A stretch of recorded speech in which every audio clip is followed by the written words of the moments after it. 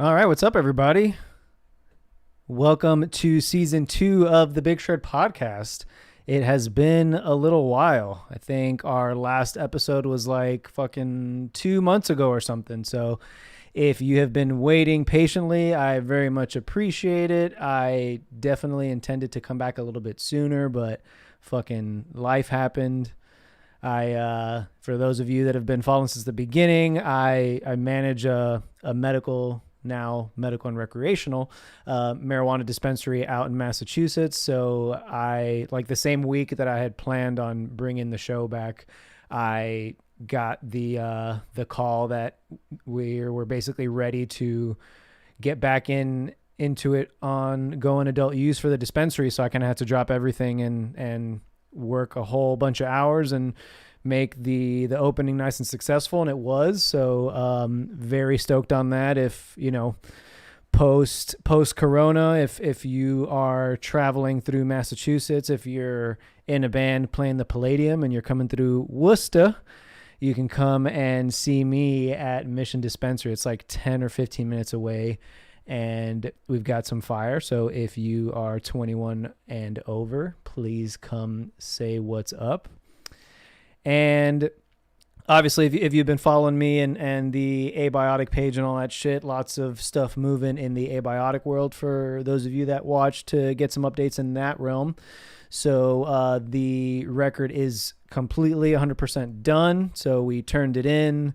Art's turned in, all that good stuff. So I'm way stoked on getting that record released. We don't have a date just yet, but keep your eyes peeled. We do have some stuff in the works, and we should be making some announcements probably, I want to say, in the next month or so. So definitely keep an eye out. So as far as the show goes, though, I know, again, if you've been watching from last season, I was doing like 2 episodes a week, multiple guests. It was kind of all over the place. This season, I'm doing 1 episode a week. It's going to be Wednesdays, 7 o'clock. I'm telling myself and my wife and everyone that I'm sticking to that schedule. And going to do 1 interview per episode. So, make them nice and concise, and also so that you guys have time to watch it. And, you're not having to carve out, if you want to watch an episode, like fucking 2+ hours to watch the show. So, couple of, really just one more announcement in my camp. So, I'm going to be a dad, which is some more exciting fucking news. Obviously I try and keep myself as busy as I possibly can. So that is happening in March. And there will likely be a nice break from the show around that time. So, and I don't know how long this one's going to go, honestly. And I didn't have anything planned for the first one, honestly. So there will be an end to season 2 and definitely a season 3 and all that good stuff. So we've got some great guests lined up for the season so far. And we're starting today off with a guy that I admire very much. He is a super sick fucking musician. He's in like 47 bands, and we're gonna start with making him list like all the bands that he's in and see if he can remember. And if he doesn't remember your band and you're in that band, you should be upset. No, I'm just kidding. The guy is fucking super hardworking and super talented. So everybody, join me in welcoming our first guest for the season, Mr. Bryce Butler. Bryce, how's it going, bud? Good, man. How are you? Pretty good. I think we got audio coming in. I want to make sure that all the levels are good because I am rusty. I haven't done this in a while. It's okay. Awesome. It's like we got some folks hanging out already too. So let's just give some quick shout outs to the homie Alzar, who actually is a big help with the show. He helps me like edit the episodes for Spotify and shit like that. So shout out Alzar, who's always hanging out.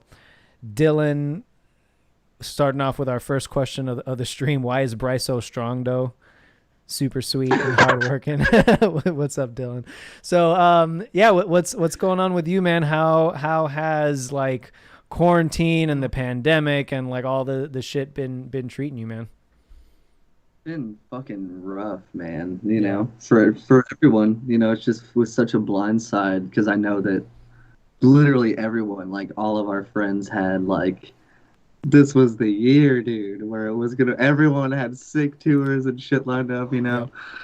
Um, but I mean, all you can do when something like this happens is just make the fucking best out of it. So, um, I've been right now. I'm working on like eight different releases, Jesus Christ. and I think this year, by the end of this year, I think it will have been like 15 or Wow, something. dude. This just trying to do as much as I possibly can, dude. I Because I really never have. Dude, this is the first break from touring I've had like the more than like 2 months off probably in like 4 or 5 years. goddamn. So I just want to. I've never had this much time, so I'm like, well, fuck it, dude. I'm just gonna make the most of it and make as much stuff as I possibly can right now. That's the move, dude. That's awesome to hear that that you're still busy and finding ways to stay busy with how much shit has changed for everybody, and like you said, just like the curveball, like you know uh, everybody had that. I'm sure just like you were saying, everybody has such big plans for this year, and they all just went to shit. So Yeah. but that being said, you gotta make the best of it. So give us the list, my dude. Uh, What are the bands? I have to literally pull this There you up go. because I'm so bad. I literally can't even fucking just remember it right off the top of my head because I don't want to leave anyone out. You know what I'm saying? Yeah, I told them that they should come find you if you did. So Okay, so I have actually added no, you I guess didn't. You I added did another band. Oh God. It's sick though, don't worry. Okay. Okay, so Abigail Williams, Aeolia, An Isolationist, Aria, Bryker, Circuit of Suns, Contrarian, Deameth, Entombment, Blizzard Professor, Lord Mantis, Nasa Scepter, Shadow of Intent, Valiant Crusade, and Veil of Nath. Killing it, dude. So Killing it. You're drumming for like half the bands in the scene right now. I'm trying, man. No, it's awesome to see, like I mentioned before, you're obviously super talented. So and you've been working your ass off. So for anybody who hasn't had an opportunity to see Bryce drumming, definitely check out his. We'll plug him at some point now. Plug him again later, whatever. Check out his socials. Obviously, check out that list of bands that he just listed off, which you said was somewhere in the range of 10 or 15. I didn't count. I should have fucking counted. I think But it's 15 now 15, total. 15 total. And there's some that are like I'm not like officially in Vale, Yeah, but I'll play for them when they need me. So right. there's like some like that that'll maybe fall off, but God, dude. So many. So like main projects like that I guess you're in is Chat of Intent, Yeah, Contrarian, and then Shurian, still Abigail Williams, Abigail. still, and then Circuit of Suns. Those are really the only ones that really tour, I guess, right Yeah. now. Or well, I mean, Um, used to, not right now, I guess, yeah, unfortunately. yeah. Because fucking none of us are doing it right now. Dude, that's the only thing that like I feel like is giving people any kind of like solace. Anytime I talk to somebody about it, it's just like, well, at least it's not just me. It's Yeah, like, it is yeah, true. we're all in this shit At least together, we man. fucking deal with this together. Yeah, exactly, man. Yeah, as It does make it easier. shitty as it is, but all right, we do got some homies that again we want to just give some love to here in the chat. So Ethan says, miss you, Bryce Butler, can't wait to see you again in St. Louis next year. So Oh, sweet. Ian McDonald, who I know is the guy from Sick Drummer, he says, you the The man, man, Bryce, and he dude. just called you the man.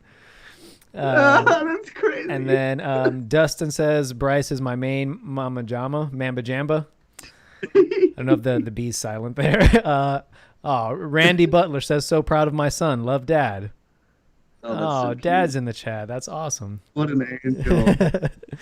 And Dalton says, "I can't even fathom how you can write and record drums for so many different bands. You're seriously a genius, Bryce. Much love." Oh my God, that is so sweet. The homie Well, called you the human superior drummer. Fuck superior drummer, dude. Just download Bryce. He's got you. dude, I'm Word. just gonna get sample packs and loop packs made one day. Like, all right, dude. There you go. Use these. So wanted to talk a little tours and anything that you had like postponed or like moved because of Corona. I did see like you guys had a tour with Shadow that I see you guys are still kind of trying to push for Europe for next year, right?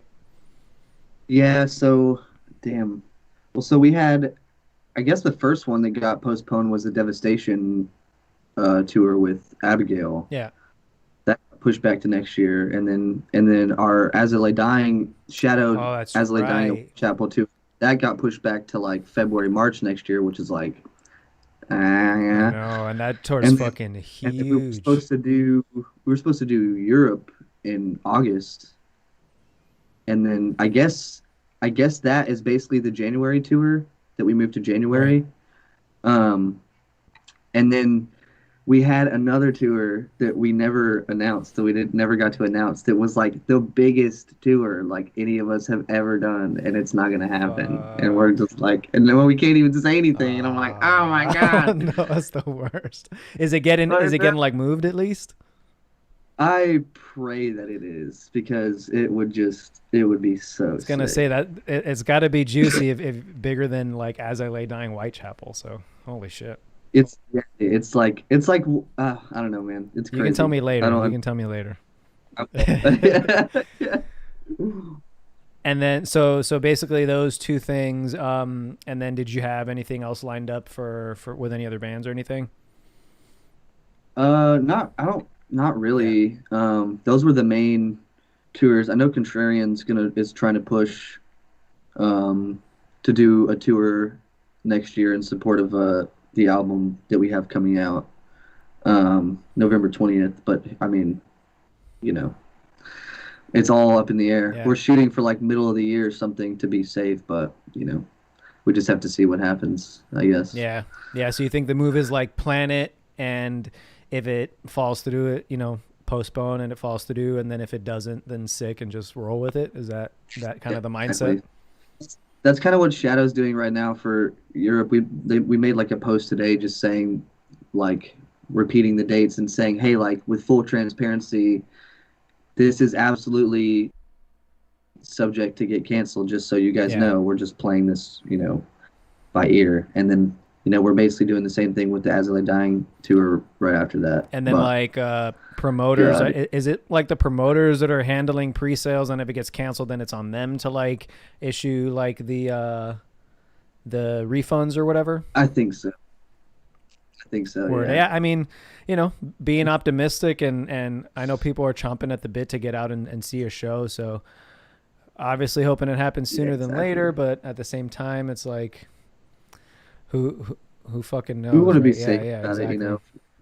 If it does happen, we'll definitely be fucking taking all the precautions and everything that we need to, Yeah. because we'll just be fucking. Obviously, we'll just be so grateful, because it'll basically be the first show in a fucking Yeah. year, Yeah, man. dude. So That's crazy. and it's tough, right? Because it's like I don't know if some bands are taking the route of like we'll wait and see how things are going, and then maybe we'll get back in if we see things are going smoothly, or if everybody's just gonna like jump back into the game as soon as somebody says go for it. You know what I'm saying? Like That's what I'm kind of worried about that, because I've definitely thought about that, because it's like, if that happens, you know, there's gonna be more people right. coming out than normal, but it's gonna be so oversaturated that Yeah. you know Yeah, that's who something I've been knows. thinking about for a while. Is Who like, knows? are That's the big bands gonna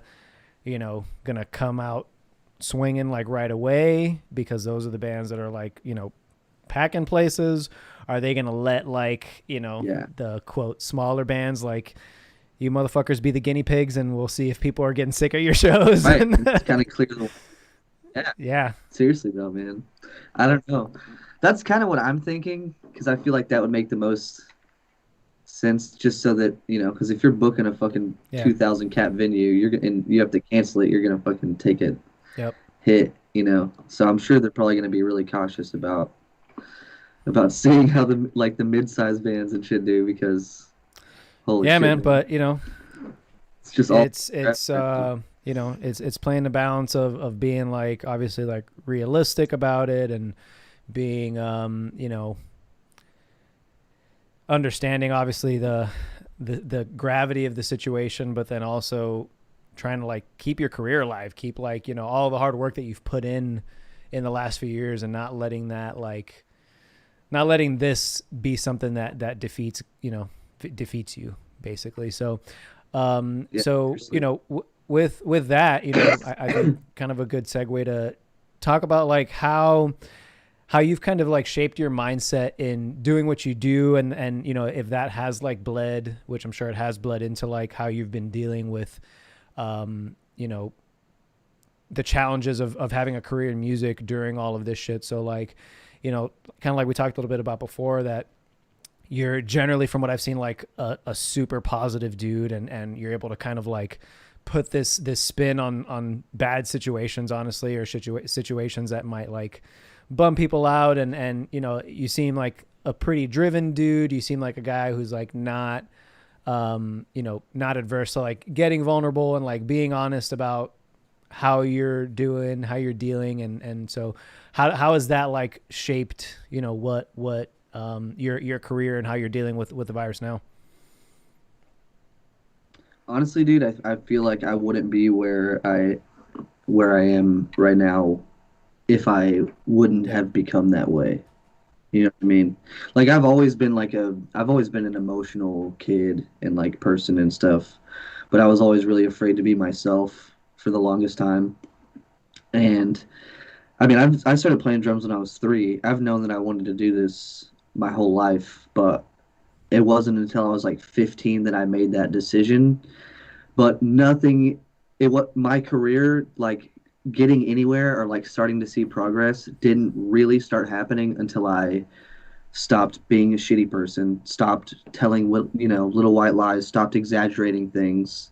You know what I mean? Like just started being honest and started being open and being the main thing is just realizing that like good can't exist without bad and vice versa, which is kind of cool because in every bad situation there has to be Yeah. some good. There has to. And just from realizing that from anything that I've been through, it always comes down to that same conclusion is that you know what, well there's something good to take away from this.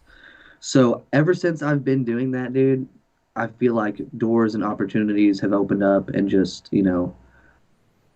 even, like being tested like with cooler stuff and cooler, bigger opportunities and more money and everything comes like Right. ego's gonna start creeping up and try to fuck with you. So it's a good test of like staying grounded and just reminding yourself where you came from and just being like, okay, well, if you're starting to reach your goals, that's cool, but never forget who you are, where you came from, and the person that you need to be in order, from, in my opinion, to deserve like to keep Right. deserving that. You know what I Yeah. mean? Yeah. That's awesome, man. And So I think that's super important too, to like keep yourself grounded, and like you said, egos can really get in the way. It can get in the way. It's a testament, I feel like, because you're in so many different projects. It's a testament that to the attitude that it takes to be able to be in those projects and to be in as many projects as you're in. Like it's super difficult if you're difficult to work with, or if you're somebody who's, when the times are tough, if you're going to be the complainer and you're going to be the guy who's like, oh, well, this sucks. And no, you're not solution based. Nobody's exactly, going to want to work with you. And, in any exactly, situation, and I am speaking maybe a little bit out of experience, where you've got more experience here, but in any situation, if you're not willing to eat a little shit and like deal with some annoyances, or at least have like a good attitude dealing with it, then people aren't going to want to work with you, and then that word is going to get around very quickly. Yes, exactly, dude. And honestly, that's the number one thing that I get asked if in like drum lessons or anything is like any advice I have for getting gigs or whatever. And it's literally that. I'm like, dude, I am not the fucking best drummer by any Oh, dude, you're stretch so good. at Stop all. it. Like, thank you. But I mean, like truly, like there are so, especially in this genre of music, dude, this entire genre, there's so many, dude, so many shredding, sick ass Oh guitarists, yeah. bassists, Hmm. drummers. You know what I mean? It is, especially in this genre, it's like the whole genre is like Right. show offy kind of, you know. And so there's this giant spectrum of guys that are, better than me technically by playing. But what I've learned, I started touring when I was 16, dude. So I've been Yeah. doing this for like 12 years. The number one thing I've learned is the guys that get the coolest gigs and that get the best opportunities are almost never the Right. best drummer. It's a combination of being a solid drummer, but being like everything that you said, being a chill dude that can roll with the punches. Shit is gonna go wrong on tour. Not freaking out, not Yep. blowing things out of proportion. Keeping people calm, keeping people in a good mood, finding the positives in the dark situations because they're gonna happen. If Tim, in my opinion, that is the reason why I've gotten the call for most of these gigs, or if not the call, that's why I've kept the Yeah. gig. You know what I mean? Is because there might be a better drummer than me, but that dude's is complaining. Is gonna complain all day like that he's Right. not on a tour or whatever. He's gonna be complaining or whatever. So Yeah. that's the difference, man. It's just you just need to be solid and just be a good dude. Like Super that's it. super So valuable fucking advice, important. and it's also something that I think, for the most part, you have to like learn it. It's like people can say that at you, but if you haven't toured and you haven't eaten shit and you haven't had to like sit in a shitty situation and like, okay, how am I gonna reassess what's going on, spin it into something positive? How am I gonna just like, how am I gonna make the guys laugh right now when everybody wants to like rip each other's heads off? Like, and Exactly. then and it's about Exactly. like, showing your value. So obviously being chill and being, Hmm. but being professional, being the guy that like, is reliable. Yes. Reliable is like the huge thing in my experience anyway. Right. Because I mean, it's good to be, to be positive and be funny and stuff and keep people in a good mood. But yeah, I mean, Right. it's a job. Like it's a straight up job. And as long as you can do all that stuff but handle your shit, you can pretty much do whatever you want, in my opinion. If you put the work in and if you do all those things, you get to a level where you're solid enough at your instrument and then you're a good dude to hang around, and all those things, you'll be set. You can fucking Yeah, yeah. do whatever It's you want. it's It's just a hard combination, and like you said, you truly can't yep. just tell someone. Like they've got to be thrown into it and see for themselves what to do and what not to do and how Yeah. not to act. Because I've Yeah, definitely it's learned it's a that a weird lot. thing of You know. like, it's a little bit counterintuitive, right? Because it's like to get super good at your instrument, you have to spend a lot of time alone getting good at your instrument. So then when you're in a Yeah. band, you have to be super good at your instrument in a social situation constantly, where you might not have those like Yes. what I'll call in management lingo the soft skills to like work with people and Yeah. be able to compromise and like choose your battles, not like die on the hill of like I want to go to Taco Bell and then be like a pissy little bitch if you don't go to Taco Bell and like like Exactly. yep. But that's real shit, though. That's real shit that happens. Like you will literally have somebody that's in a bad mood or they're just seriously so upset about something, they will throw a bitch fit because you don't go to the fucking fast food place or you accidentally passed a Yep. fast food plate. You know what I mean? That you do not need that extra stress dog. And I'm telling you from experience, if you want to be that little bitch, that's fine, but don't be surprised when you Right. don't get the call Right. back, Right. man. You know what I'm saying? Like no problem. So you said you've been drumming since you were 3? 3 years Holy old, shit, dude. man. That's did Was that like something your folks got you into, or like they just bought you a kit? Yeah, my whole family, dude, is like super Oh, musical. Like my dad played guitar, sister played piano, mom played flute and sang. So it was, and my grandfather is like a conductor, whoa.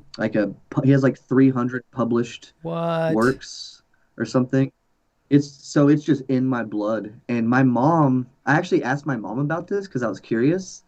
And she said the entire pregnancy, she would put headphones, not only put them on her belly, but she would tap Dude. along to the beat of whatever song. And I was like, yo, you gave me the beat, Ma.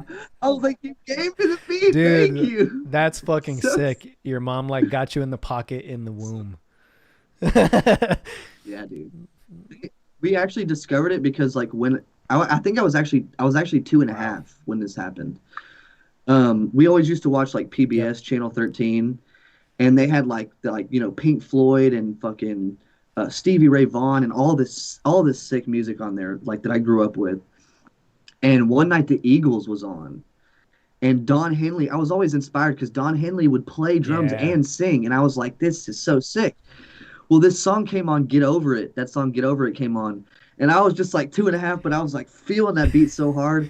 And I went into the kitchen and dragged in two stools with like pads on the top and two spoons and just was sitting there keeping the beat. And my parents were like, yo, dog, this kid's like, he's like keeping up with it. So the next couple months when Christmas came around, they bought me this little like sick little like little mini drum kit that was like yellow and black checkered, all sick, dude. That was like my first drum kit ever. Dude, It was so that's fucking dope, dude. awesome. So my dad used to play guitar with me, like from then pretty much until I was like Yeah. 11 or so. He would play like Led Zeppelin songs with me and stuff like that. It was so much That's fun, huge, dude. man. Like, yeah, I've always wondered what that would be like. I'm the only musician in my family. Like, I think I don't know if like ever Oh, probably or something. I'm not sure. that's sick Um, though. They're probably like yeah, stoked yeah, on that. it's kind of. I mean, no, it's kind of cool. Yeah, being the only one, but also like just growing up around musical people. I'm sure anybody who is a musician is kind of like, wow, I wonder what that would be like. So that's a super rare opportunity. I feel like so that's dope that you're able to like capitalize on it and really make the most of it. So you're listening to like a lot of like classic rock and some of that stuff growing up. So when did you start getting into more like extreme music? Well, I really only played until I was 11, so from like 3 until 11. And I just did it for fun, because it was just really fun, but I didn't ever Yeah. take it seriously really. And I stopped playing from like 12. I didn't play for Oh like shit. 3 full years. From like 12, 13 and 14, I pretty much didn't touch my drum kit. And then at 15, I stumbled across YouTube because I didn't Yeah. really use YouTube before that, and I found Oh Dream nice. Theater and found Mike Portnoy, and I can't find this video anymore, but dude, this video is the reason I'm sitting here right now. There was like this, he basically did this like Cribs episode type Huh. thing, I'm trying to think. and I cannot find it anywhere. I don't know if you've seen this, but it was so sick. It was this intro where they like walk up to Yeah. his house in Long Island. He's got this big, walk up, and then he opens his door all fucking grown, and he's like, and this, I'll never forget this, dude. This changed my life. He like walks in and goes like this, and he goes, "Welcome to the house that drums Whoa. built." And I was like, wait a minute. And that made me go, wait, Yeah. what does he mean by that? And then I looked up Dream Theater, and then, dude, I was just not the smartest kid. So I was 15 and I legitimately didn't know that bands were getting paid to play Yeah. music. Yeah. I didn't know that. It didn't Right. register, right? So that was the moment when I found out, oh my God, this dude paid for those sick ass cars and that dope ass house and his home studio and everything with drumming. I was like that, and that was it. Because I loved sports honestly more than music Yeah. before that. That was the moment I literally quit sports right then and have never looked back. Like I've been obsessed Like that is my dream and my goal to buy and Yeah. build my life only by playing drums and playing music. And people have laughed at me like my entire fucking life. And it's Yeah, sick because I'm dude. finally doing it. So to answer your No. question, because I went off on a tangent, I was like 15 when I started to get into what I'm into now. And it all started with like Avenged Sevenfold and Dream Theater, and then just branched off from there. Like BT Yeah. Bam, August Burns Red, and then Born of Osiris, and then slowly into, you know, everything else. But it all changed and started at like That's 15, sick. I was basically. I was definitely jamming some Dream Theater at 15 too, and that's why I was like, I've seen like 95% of the Dream Theater stuff, and that's why I'm like, I don't know if I like how I haven't seen this Cribs episode with Mike Portnoy. It's they took it That's down. sick. It had to be a while ago because I've Yeah. looked for it for a couple years, but it's gone. Dude. That band Yeah, fucking yeah, man. rips, So dude. I thought you were So gonna say some shit sick. like, and this is what 7-4 built, or like, like just fucking 13-16 or whatever, I mean, like fucking crazy odd times those guys are doing. Um, yeah, basically. yeah. That I kind of grew up like I was like classic rock, and then I had some like buddy guitar players. Like it was like these twins. One dude played guitar, one dude played bass, and was just like, "Oh, that song doesn't have a 2 minute solo in it. That song sucks. What are you listening to? Here, listen to this shit." And he like gave me like Dream Theater and Symphony X, and then like all the shred guitar players. So I kind of like was like a Oh 15-year old yeah. like prog snob, like no, that song doesn't have a solo in it. That song blows. So now I still definitely love the OG Dream Theater stuff. I haven't, I guess maybe I haven't given them like a proper, like given the new stuff a proper listen. I can't. I can honestly say that just because of how important Portnoy's drum parts are to me and like my playing, I've tried, but there's just like a life in the music that Portnoy Yeah. brought into the drum parts that just hasn't been there since Mangini's been there. No, no, Yep. obviously he's a world-class drummer, but when it comes to drum part writing, I think Yeah. Portnoy was the dude Yeah. for that bit I agree. all day. Not to go off on this too much, but when I was following very closely when the whole transition happened, and when they did like the fucking Ooh, reality yeah. show like drum auditions. Did you see that? The tryouts. Yes, dude, I watched that and like I watched when the they were fuck out doing of it that, and too, dude, I dude. was so Derek Roddy, I like he lives in South Florida, and like I jammed with him and hung out with him a few times, and we talked a little bit about it, and I just remember like that section of just him doing like fucking crazy ass blast beats over, and like Petrucci just like And they were like, "Oh, yeah. But by far I I still was think just about to Marco tell you that, Miniman dude. I was crushed just that. about to say by far Marco Miniman should have been the drummer for Dream Theater by far. Agreed, dude. But Agreed. It would fucking have they're been lost, dude. perfect. But he's still doing his thing and Yeah. shredding with like Guthrie Govan and all that shit. But him like seeing him with like Necrophagus. I don't know if you've seen videos of him playing with Necrophagus is just like Yes, dude, it's insane. dude has He so can do much flavor. anything. And just one more thing on Marco Miniman, if you guys again just like love drum shit, he does this crazy ass fucking thing where, and I don't know the name of it. I should know the name of it because I've seen so many videos. It's like the Eastern like rhythms where it's like the crazy fucking, Oh, I can't but you know remember what I'm what it's talking called about, either. right? That Yeah, it's yeah, yeah. just like Yeah, I no was just talking repetition about for that with like someone. 7 minutes straight of just like crazy Yeah. different yeah, dude. Oh man, it's fucking nuts. It's so crazy, dude. It's And he just badass. does I this love shit it. where it's like, yeah, you just like on your right hand you do this thing, and then you do it enough times where you don't have to think about it, and then you do the other time signature on your other limbs. I'm just like, dude, I'm gonna Yes, go dude. like play notes and pretend that I can do that well. Um, those guys Yeah, dude. are Just wild. give up. Um, Yeah, it's nuts. Word. So we talked about your first kid. Portnoy, big influence, obviously. What were some of your other like big drumming influences coming up, and where are they at right now? The first main one, even before Portnoy, was fucking the Rev Yep. from Avenged Sevenfold for sure. Like taught me a lot of shit. Him, Mike Portnoy, Brian Daler from Mastodon, big, huge influence in my playing, and like Blake Richardson Oh, Blake's a from man. BT Bam, and then definitely some Matt Griner from August Burns Red, and then that's the only other band that I really took a lot of drumming influence from was definitely Oh, Thomas fuck yeah. Hawk from Meshuggah, for sure. And then now, probably my favorite drummer is probably Nice. Matt Garska.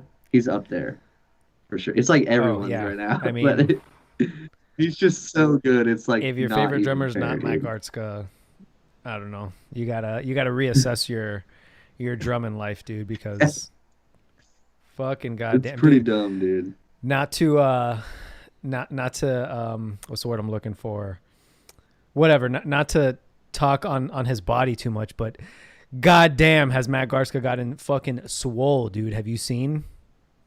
Dude, he's yoked. Dude, he is fucking Last stacked time up I now. saw Yeah. him, he was not. Straight. And then I just watched a video. I hadn't heard from him in a while, and I was like, "Oh shit, it's Matt Garska doing some crazy video." And he's just like, God I damn, know. yo, I know, good, dude. good for you, man. It's insane. If you ever see this, you're looking great, dude. It's gonna be even faster, which is I know. terrifying. I think that happened to Blake too, right? Like Blake wasn't always like jacked, and then he got like, Yeah. Blake was like a normal, like mhm. fairly normal size, and then he just got It's fucking another big, yoked beautiful too, man, dude. dude. Straight up. Yeah, truly. It's not even um, fair.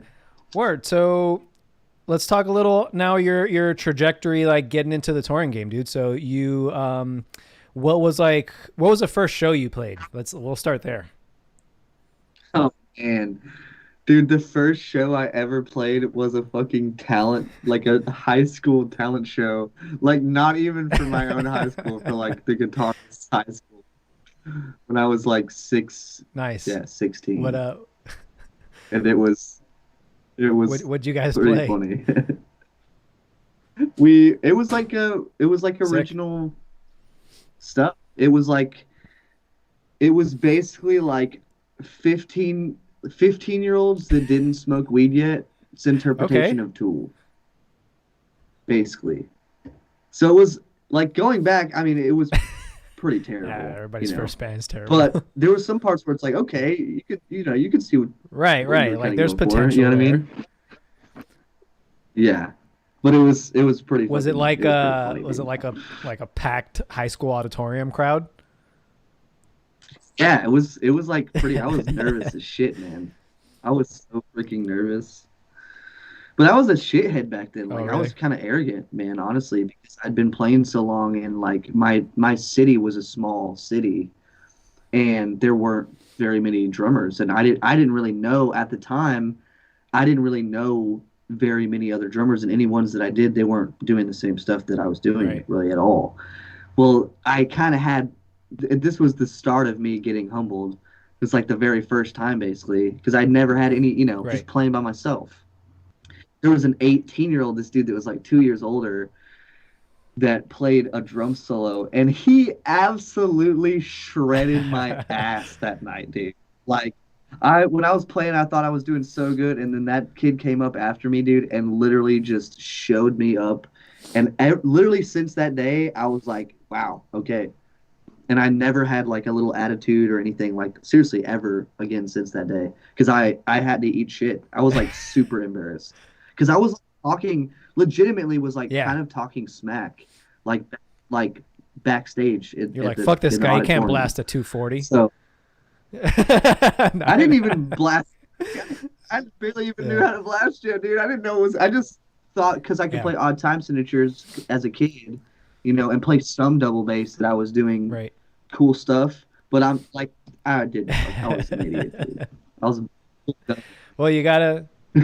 I've gotten shit Yeah. up No, a bunch it's of like we were times talking now, before. so it's You gotta eat the all humble good. pie sometimes, and it's Yeah, it's true. tough, because to a certain extent, like what we do is kind of competition based, right? Like who's got the most album sales and who's Yeah, this and who's that. But it's really, I know, you know this because we were talking about like developing our sound and stuff. But I from early on, I was told like, you don't necessarily have to be like the most technically proficient. It's like if you're on a song, can somebody tell it's you? No. Yeah, That's what I want. exactly. And like That's what when I want. you're I know I'm not going to be the best. I'm not going to be the fastest. Can somebody listen to my like drumming or my voice and right, say that's him?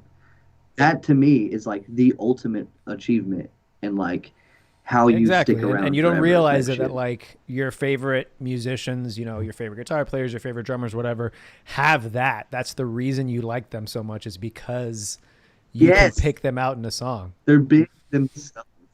Yes, it's fucking awesome, So dude.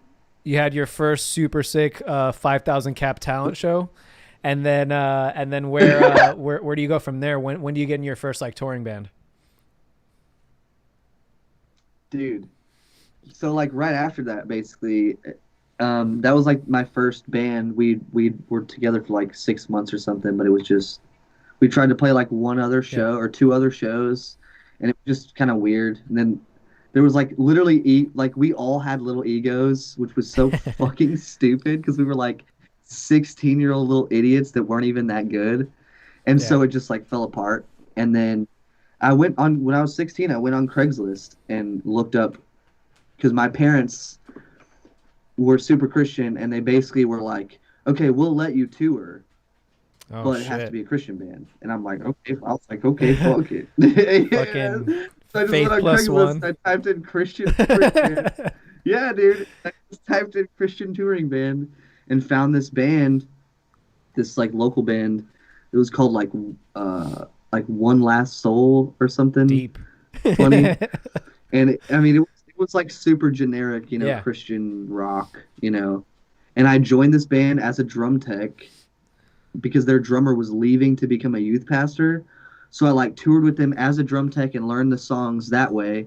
And then he became a youth pastor, and then I toured with them No for a couple shit. months. Got got in like through that because they were like a Christian band. One of the bands we toured with, the drummer used to work for Oh, Truth Custom sick. Drums. So he hooked me up with a fucking discount, like a Nice. 40% off discount to get my kit No that I have way. Wow. now. And so I got this kit and like designed this kit and saved up for fucking forever. Saved up like 3 grand to get this kit. And then that Ugh. band fell apart, but it was sick because Yeah. I made connections and I got a new kit out of it. And then we 3 or 4 of the members of that band quit and made another band, and then that band fell apart, and then another local band to another local band until I found this band Lizard Professor, which was like my first like real Yeah. band, hit me up, and then started playing with them and opening for like all the bands that we like and the bands that y'all have Yeah. that we've toured with and shit now, which is crazy. But like Veil of Maya and all these fucking bands that we looked up to, and started to get my name out that way, and then just eventually one day decided like I just really want to play. Being in one band just wasn't like fulfilling Right. for me, really. I just had so much energy and so much that I wanted to do pent up that I was just like, basically, I'm gonna see if I can get away with playing for like every band, or at least like as many as people will let me, or as time Yo, allows. you're You know? doing it ultra successfully. I'll tell you that. If that was your goal, if that was your goal initially, you're doing it. So Well, all I really wanted to do was just to quit, any normal jobs and just do this as a job. And it's been almost 5 years now, which is fucking crazy. Like in December this year, it will be 5 years since that's I've huge, worked a man. normal job. Congratulations. That's very it's very Thank you, very thank big. you, dude. Even guys doing it, in bands that we consider big, still have jobs when they come home. And because Yeah, and not to anybody's fault, but like if they've got one band that they're doing and they are supplementing with another gig, but you're supplementing with another band, so it's the same yeah. mindset. It's just it takes it. I know, knowing from personal experience just how much energy it takes to be in one band, dude. It's I can't say enough things about it because like I'm just thoroughly impressed, honestly, is what it is. Like I know I couldn't do it myself, so I'm just like fuck, I need to smoke whatever this guy's smoking because. Um, Good, dude. so let's see what's going on in the chat a little bit. So, the homie, gotta say what's up and send some love to the homie Alex Kendrick, who said brother, pal, friends, and Oh he's hanging yes, out. Loving and miss you, dog. I love him. Someone says there's a weird Brother. lag. It might be an internet thing. It might be a streaming thing. Appreciate you guys again. Like I said, I'm just getting back into the game and working out the little technological bugs. So, but hopefully it's not too bad. Oh God, we don't have to get into it. But somebody said Bryce should do live drums for 6 feet under. LOL. Oh, they cannot pay me enough money to We track a record. I'm sorry. That yeah sounds really rude, but sorry we won't talk about it. What the new 6 feet. I want to go on record and say that I love Jeff Huell. Jeff Huell, the bass player for that band, is a sweetheart and is super talented. And I want to go on record saying that. And then I will just let the new 6 feet under just speak for itself because you can't. I agree. I'll say the same thing about Lord Marco. He's literally I've never met him in person, but he has literally never been anything but he's always been kind to me. He's never had anything but kindness for me, so I love that dude. But yeah, I agree 1,000%. If you're curious about it, just Yeah, check it yeah. out. Brandon Daza, he's a homie. He said, just left mass tracking drums with Danny on the new circuit record. Can't wait for the next one with you, brother. Ooh, yeah, I heard about that. That's Hell gonna be so yeah. sick. And all right, sweet. Yeah, if you guys have any questions for Bryce, feel free to drop them in the chat.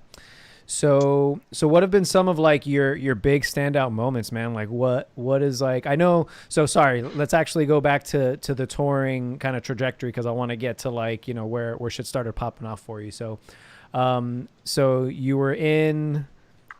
Oh man, I was gonna like make a joke about like a really big Christian band, but I don't know any. So I don't know, you were in like whatever, a big Christian band. Yeah, you're in Faith Plus One with Cartman. And you guys had a record that went like myrrh or whatever happens in that episode. What like how many tours did you do with a Christian band? Like what I don't know anybody who's toured with a Christian band. Like how did that work?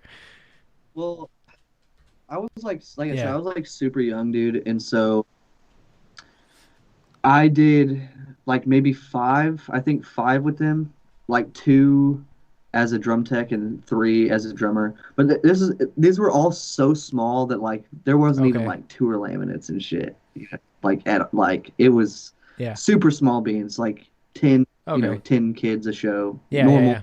shit, just to Right. Right. introduce you to the world of it. And I did those five tours, joined another Christian band because Yeah. I was still living with my parents. So I was like, okay, well, Right. I gotta do it. Joined this other Christian band, played with them Okay. until I was 19, did like probably 7 or 8 tours with them, Whoa. almost fucking died in a tornado. Like when I was supposed to be, so I graduated high school early to do this. It was like the last Yeah. tour I ever did with this band.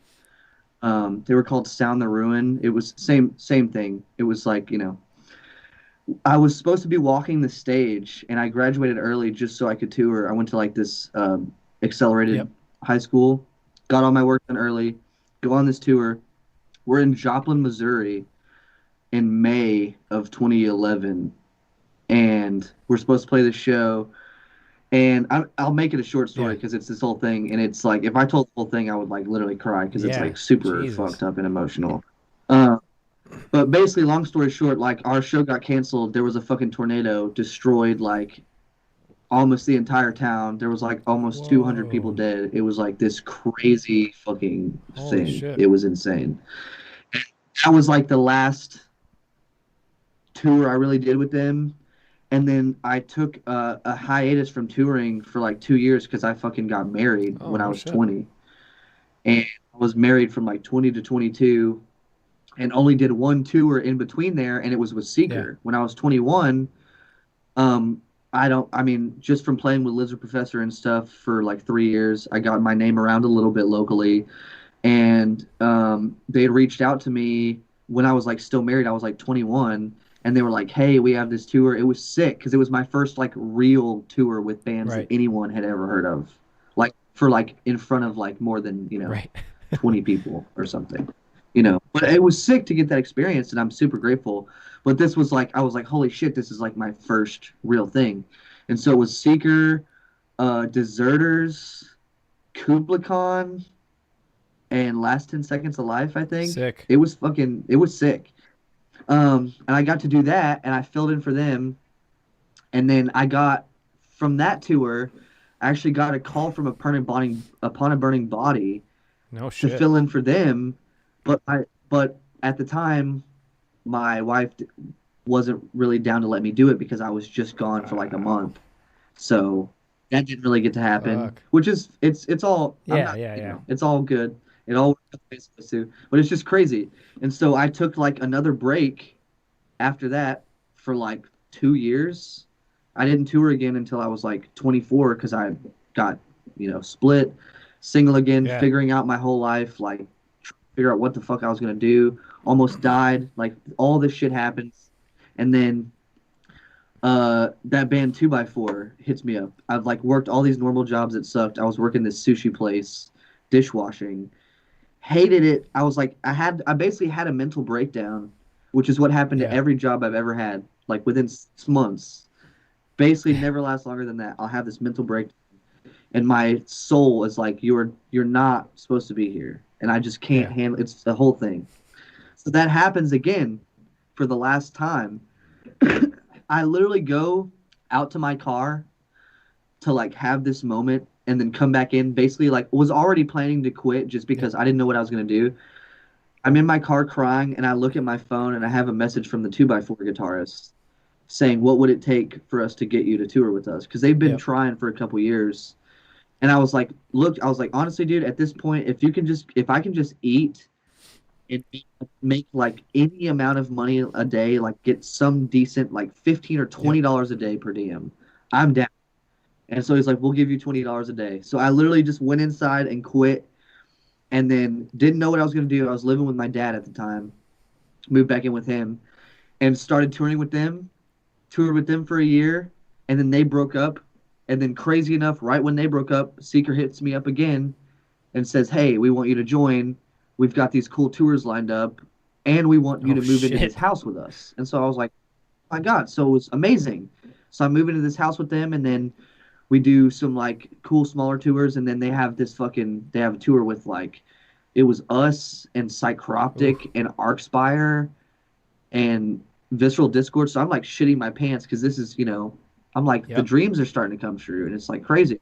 And then after that tour, we did like a Devastation when it was like Cryptopsy, Rivers, Zenith Passage. It was like all these. Again, I was like, what the fuck is happening? And then because Zenith was on that, Justin happened to watch me play a couple of the times. And then a couple months goes by, Seeker falls apart. And then right when that happens, I get a message from Justin being like, "Hey, want to travel for the Faceless?" And I was like, "Are you fucking kidding me?" "Do you think I'm even?" I was like, "You really think I'm even good enough?" I was like, "I don't know, man. Like that shit's fucking crazy fast. It's crazy hard." And he was like, "Just give it a try." So, told me to learn Xenochrist. I learned it in like 2 or 3 days. Sent in a tryout. Actually, didn't get it because this it was down to me and this other kid, and he edited his Oh damn. videos. They asked for unedited take raw videos. He did like a 3 angle quantized video. So of course Sumerian was Yep. like, yeah, this guy. But then they got him. He's a sick drummer. But he got him. They got him on the tour, and then it didn't. Right. They weren't stoked on it, I guess. Right. It didn't work out. So they called me back, and then Yeah. they asked me to join, and then I did tours with them, and then me and Ken quit, and Justin quit, and then he asked me to Dude. join Abigail. It's just this fucking web that just like before I knew it, I'm like, you know what I mean? I feel like I can't even keep up with that, with how crazy shit's been going, That's a dude. It's fucking insane. hell of a story, dude. That's It's fucking unreal, man. I can't believe. that it's even gotten to this But point that right I now. mean, it like I said before, it's just shows what hard work and being prepared for these kinds of opportunities as they come, and being willing to just like step out of your comfort zone a little bit, and Yes. be that dude. So um, you know, it's just like I said, it's dope to see somebody who has been able to grow so much and be like self-aware about a lot of this shit, which is it's pretty rare. How did you end up Thank you. and there's a question here, how'd you end up getting in contrarian? So that's actually was Ian Nice. McDonald's doing. Um, so they had the guy that is filling in, or he used to be in Beneath the Massacre, and now he's in Beneath the Massacre again, or was whenever Yep. they were supposed to tour. Barone. Um, no, Yep. Anthony tracked this stuff, but he's not. Oh, He's okay, not okay. touring with them. Everyone thinks he is, but nobody knows Okay. what's actually going on. Uh, they can't. He can't be like talked Yeah, that about makes sense. publicly. So he's not touring with them, but Okay. Patrice Hamlin, fucking super, super, super sick drummer. He was playing for Contrarian, but he fucked his back Oh up man. somehow on accident. And they had this like week run coming up with like Pathology and Narcotic Wasteland. Yeah. So it was like pretty sick, like little run, and I didn't even know about it at all. I got this message from Ian that said, "Hey, I recommended you to fill in for this band. Check your spam messages." I checked my spam messages. Jim had sent me a message, and we talked back and forth. And I listened to the stuff, and it was like really right up my alley, just Yeah. super proggy shit, So I learned the songs as quick as I could. Went up there, did the tour. It was super, super fucking fun. We clicked really well, and then afterwards he was like, "Hey, so George Colius, is just too busy with Yeah. Nile now, really, to like continue this band. So would you want to track the next record and like be in the band?" And I was like, "Fuck yeah, So dude, that sick, would be dude. an Hey, honor." George Colias can't do this. Can you? Like, that's so dope. Dude, I like shitting. It was just like another Yep. one of those like surreal. I'm just like, are you fucking kidding me, dude? Like this guy that I've watched on Yeah. YouTube since I was 15, I'm having to play his drum parts now and like literally compete with Right. him drum part wise. Like I'm going to be Yeah. judged when this comes out. Like he did 3 records with them, Wow. dude.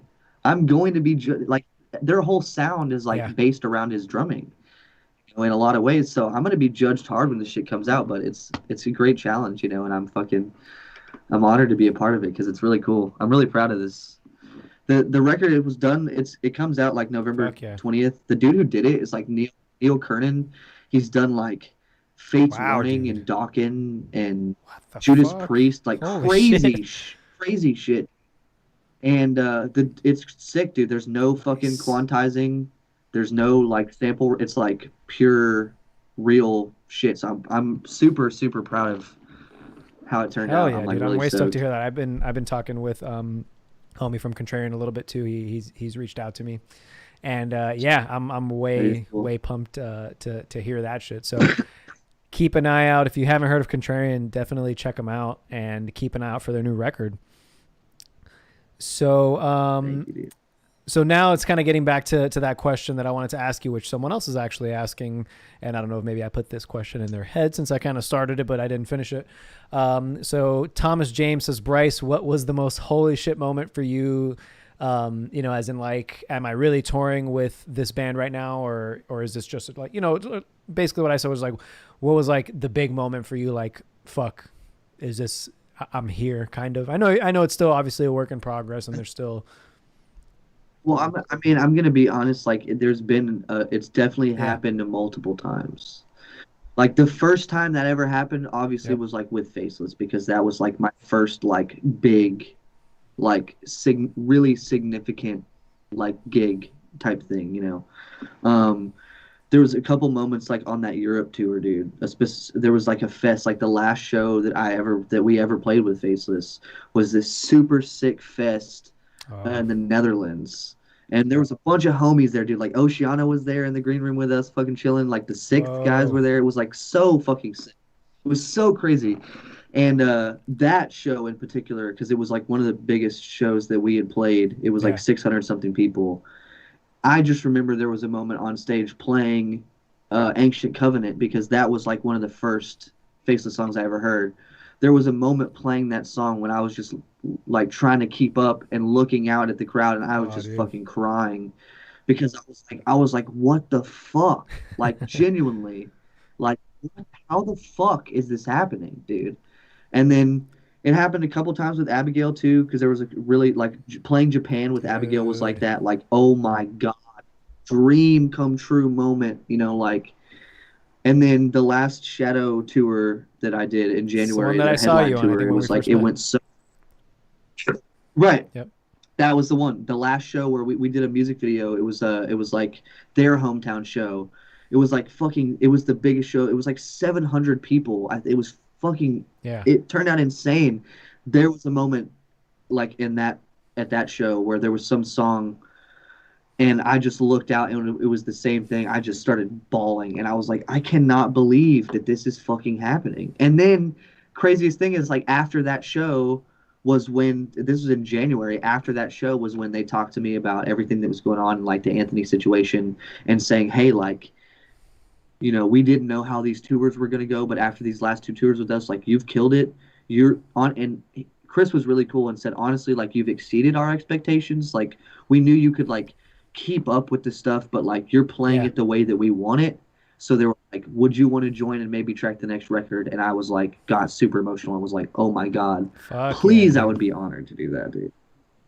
So it's been a fucking roller coaster, man. Last 5 years, but it has been the most beautiful shit, more beautiful and amazing than I could have ever imagined, dude. And I Yeah. know it's only the beginning, so that's Exactly. the coolest. That's the coolest So part, yeah. Everything's just Yeah. on pause right now, but all the again, we talked about Hmm. the light and the dark and finding the good. The good about this pandemic shit is that like yeah, this sucks, but all of that shit that we had lined up, all those tours that all of us, those are Exactly. still gonna happen, dog. We're all gonna get to do all that sick shit. It's still gonna fucking happen. We just have to learn to be fucking patient Exactly. right now and make the most of this time, and that's all we can do. And it's Yeah, gonna be man. Yeah, it's sick. it's really about pivoting and about just doing what I've been doing and finding the challenges of still like staying in people's faces and like finding different ways to keep fans engaged. And that's kind of like what this, the podcast started from, like, reason I started doing it. And all kinds of shit. So, dude, congratulations again on the official shadow spot. I knew it was coming, and but Thank you congrats. I know, so much. like, So, that band is big and is going to be fucking huge. And I'm way excited to hear it. Excited to hear if you guys got new material in the works. it's like basically written. Like the whole record is Wow, basically already sick! fucking. Can't wait to hear it. We're basically just waiting on like Yeah, Ben to finish some vocal stuff and then figure out when next year we're gonna track because we're gonna go yeah, back to Christian Donaldson. I'm hyped because he's gonna be like definitely so far my favorite producer or like a producer that I looked up to that yeah. that I'll get to track with. So I'm like, and he told me he's gonna kick my ass in Hell that, so I'm yeah, fucking dude. ready, baby. I'm Fuck fucking yeah, man. That's awesome to stoked, hear. dude. Little caveat. I actually, so before Abiotic got back together, I was talking with the guys about playing guitar, but I couldn't make it happen. Yeah, it was with work, and they were going to be so busy and stuff. So we almost played in a band together. um, Damn, dude, yeah, that it's would have like been when so. Chris was doing a bunch of shit with Currents, and I think they were looking for somebody to either like fill in or like do some stuff on second guitar and stuff. So, but didn't work out. Yeah, wish I could have though, because It's, yeah, the music is yeah. super dope, and I'm, like I said, way stoked to hear the new shit. So, Bryce, thanks so much for hanging. Before I let you go for the night, where can folks follow you and your? I'm not going to ask you to like list every all your 15 bands social media pages, but where can people follow you? And It's all pretty much it's all pretty much yeah, listed on my Facebook and Instagram. My Instagram's Bryce Butler Drums. My Facebook is just type in my first and last name, you'll find it. I'm holding a fucking koala in my pictures. But yeah, you can find all my beans in one spot there, so that you don't have to. I don't have to list 1,000 things Yeah, for you. definitely check out Bryce's social medias, his bands, check out his drumming. Please put out some more of those like sick videos where you do blast beats on like theme songs, because Oh, I got it. I got like King of nice. Okay, shit coming dope. soon.